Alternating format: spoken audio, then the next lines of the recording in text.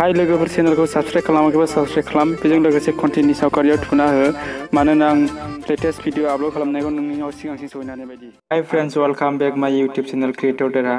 नोंथाङा थारैनो फेसबुक बाहायो आरो बेजों लोगोसे मेसेन्जारखौबो बाहायफायो, नाथाय मेसेन्जाराव माखासे सेटिंआ अन दङब्ला थाबैनो बन्द खालाम, मानोना फेसबुकखौ गोबां सुबुङा नायो एबा बाहायो आरो नोंनि डेटाखौ खावनो हायो माखासे सुबुङा।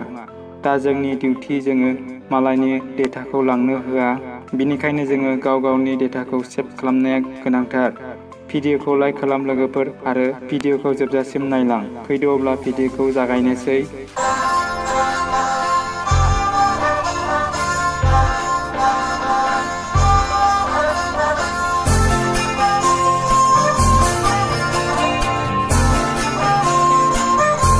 बयनिख्रुइ सिगां मा खालामनांगौ? नोंथांनि मबाइलाव मेसेन्जार इनस्टल खालामनानै दङब्ला बेखौ आनइनस्टल खालामनानै ला। बेनि उनाव नोंथाङा मेसेन्जारखौ गोदानै डाउनलड खालामफिननो हागोन। मेसेन्जारखौ आरोबाव अपेन खालामफिन, अब्ला बेबायदि नुगोन आरो बेहाय सोंगोन सिगांनि आइडिजों खुलिनो ना गोदान आइडिजों खुलिनो। अब्ला बियो नोंनि गोसो, बेहाय जेबो जाया। जेब्ला आं कन्टिनिउ खालामगोन अब्ला बियो माखासे डिटेल्स बिगोन जाय नोंनि डेटाखौ गावनि सार्भाराव लांगोन। अब्ला नोङो डेटाखौ होनो नाङा।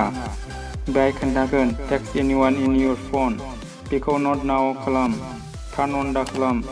बेयो जाहैबाय जेब्ला नोंनि कन्टेक्टआ गावनि सार्भाराव आपल'ड खालामगोन अब्ला लोगोफ्रा नुगोन।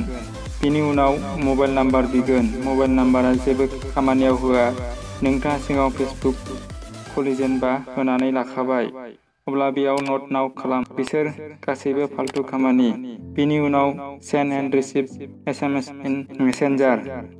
जोंनि मबाइलाव मेसेज एप दंखायो, अब्ला मानो अन खालामनो गोनांथि? बेखौबो नट नाउ खालाम। अपेन खालामब्ला बेबायदि नुगोन। मेसेन्जारखौ लगइन खालामनायनि उनाव सेटिंआव लांफिनदो। सेटिंआव लांनायनि उनाव नोंथाङा खनसेबाव चेक खालामना नायफिनदो फन नाम्बार कनफार्म दंना गैया। कनफार्म गैयाब्ला जोबोद मोजांनि बाथ्रा आरो कनफार्म खालामनांगौबो गोनांथि गैया। बेनि उनाव SMS सेटिंआ अफ दंना गैया बेखौबो नायफिनदो। अफ दङब्ला मोजांनि बाथ्रा, नाथाय मोनसे बाथ्राखौ गोसोआव ला, बे मेसेन्जारखौ डिलिट खालामनायनि उनावसो बन्द खालामनानै लानो हायो। जेरै आं खोन्थादों बेबायदिनो रावबो डेटाखौ ट्रेक खालामनो हानाय नङा आरो नोंथाङा गोजोन खुसियै थानो हागोन। भिडिअखौ साबस्क्राइब खालाम आरो लोगोसे कन्टेन्टनि सावगारिखौ थुनो दाबाव। जै बर' हारिनि जै बर' राव गेवलांथों।